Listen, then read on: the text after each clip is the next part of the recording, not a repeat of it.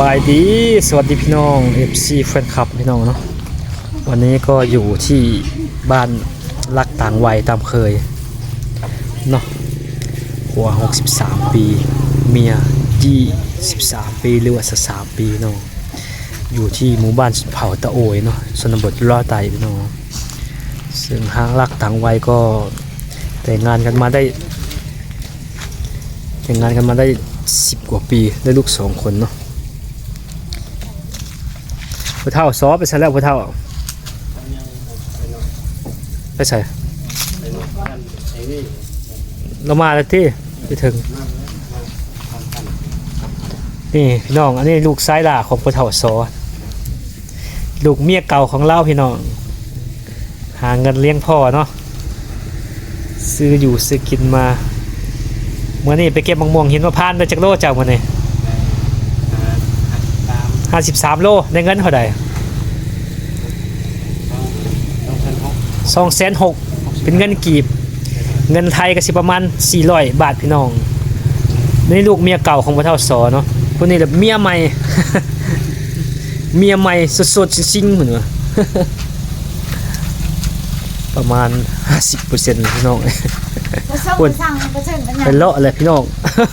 มั่วหำมาคุณปลาเชิงอะไรคุณปลาเชิงโอ้ยอมพี่น้องเอ้ยโหปลาเชิงอยากกินข้าวปลาเชิงเมียกับบุหูอินูอินีไปสั่งบุหูนึงเข้า ให้แต่ลูกชายเมียให้แต่ลูกชายเมียเก่านึ่งให้กินนี่คือลูกชายของพ่อเฒ่าโสช่างอยากกินข้าวผู้วัย63 ปีแต่ว่าเป็นลูกชาย2 คนนั่นลูกชาย2 คนนึ่งเข้าเลี้ยงแม่ใหม่ เจ้าก็ฮักอยู่ว่าแม่ใหม่เจ้านี่ฮักกันบ่ฮักคือแม่แท้ๆบ่โอ้ไปเฮ็ดเวียกหาเงินซื้อของอยู่ของกินซื้อข้าวกินไปเฮ็ดเวียกมาแล้วเพิ่นยังนึ่งข้าวให้แม่กินอยู่ แม่ก็เลาะอย่างเดียวบ่นี่ก็เลยผู้เฒ่าส่งเงินส่งเมียต้องนึ่งนี่ป้าหันได้สิค่อยจะเอามาให้ส่งค่อยเอามาให้เจ้าเด้เป็นถุงไปซะแล้วอยู่ในกระสอบพนาในกระสอบก็เอามานุงแล้วค่อยสิซอกมาให้ใหม่ดอกเอามานุ่งผู้เฒ่าแล้วก็สิซอกมาให้ใหม่เอาคืนงามๆตัวบัดนี้เสื้อมีบ่เสื้อนุ่งฮะครบเบิดนี่พี่น้องงานเราเนาะค่อยว่าสิเอากระเลียมมาให้เด็กน้อยนั่นมื้ออื่นค่อยบ่ได้ไปใส่เด้อค่อยสิเอาส่งมาให้เด้อเจ้าอยู่เฮือนเด้ออย่าไปใส่เด้อผู้เฒ่าค่อยซื้ออัน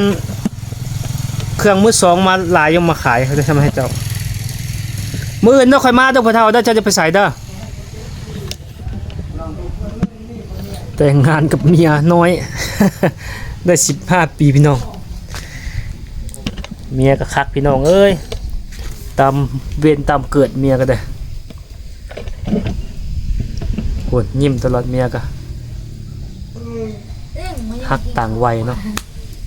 เจ้าก็ฮักผู้เฒ่าซอยอยู่บ่บ่จักเลยโอ้ยอมบ้ากับบ้าไปบุพปัวจังก็ได้ นึ่งเข้ายังบุเป็นพี่น้อง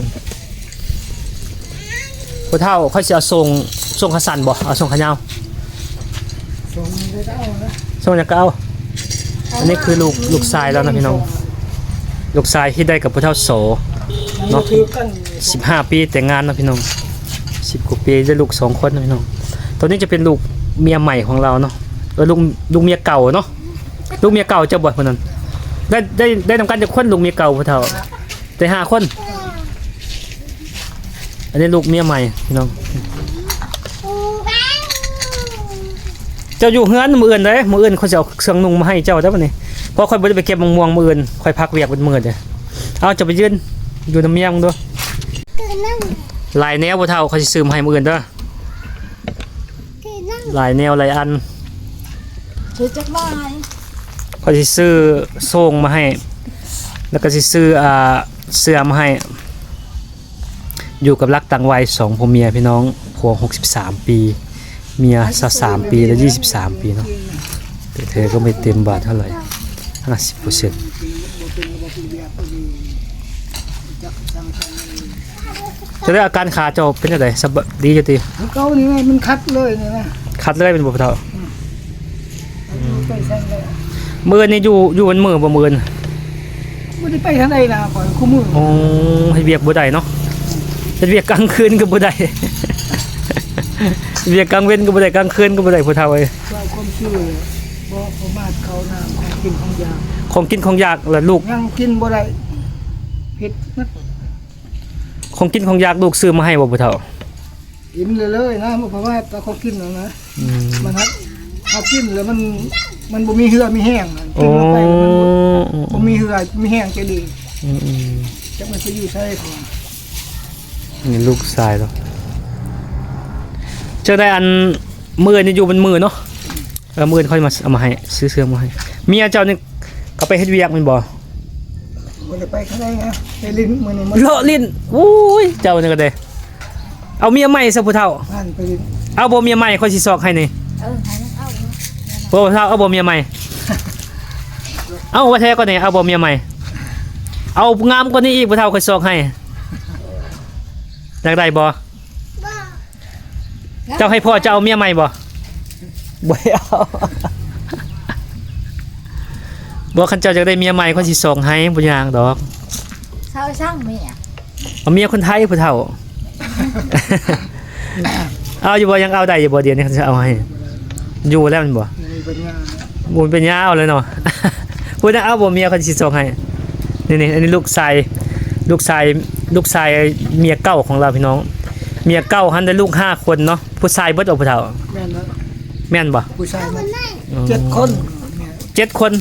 ตาย2 ตาย2เหลือ5มีแต่พูดนี่ล่ะหาเลี้ยงเนาะเฮ็ดเวียกเฮ็ดงานนึ่งข้าวนึ่งน้ำให้พ่อให้แม่กินเนาะส่วนแม่ก็เลาะอย่างเดียว คักแม่ก็เด้อ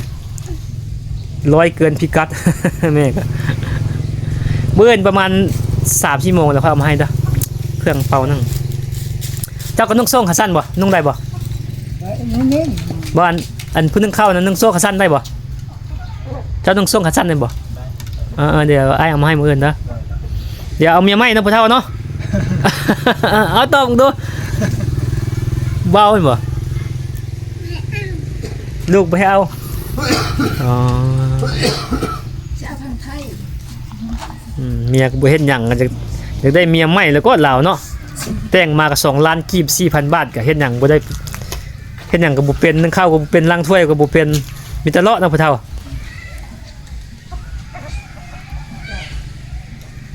โซกกับเมียใหม่ได้ก็แล้วเอื้อน 3-4 โมงแรงค่อยมาประมาณแล้วค่อยซื้อเครื่องนุ่งขนมมาให้หมอน้อยได้ สิไปใช่ เอื้อนค่อยสิไปหมอพุไปซื้อข้าวกินก่อนเพราะว่าส่วนกันมันม่วงบ่ล้นแล้วเด้อ ไปชื่อข้าวเปลือกว่ะ แม่น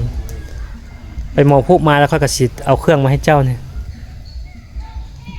เอาตกลงว่าเอาเมียใหม่สิซ่องให้ซะเมียได้ให้เราเอาบ่ให้พ่อเฒ่าเอาอยู่ว่าเมียใหม่ เอา ให้เอาแท้นี่อยู่ประทาได้นะพ่อเฒ่าเนาะเท่าแต่กายแต่หัวใจยังนุ่มเลยเนาะ มันทำจะเป็นแนวนี้ เอาเป็นบ่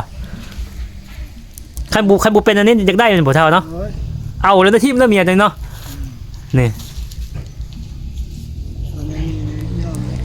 เดี๋ยวนี้จังยอมแต่ว่าคันบุป่วยจังเอาเนาะอ๋อเอาโอเค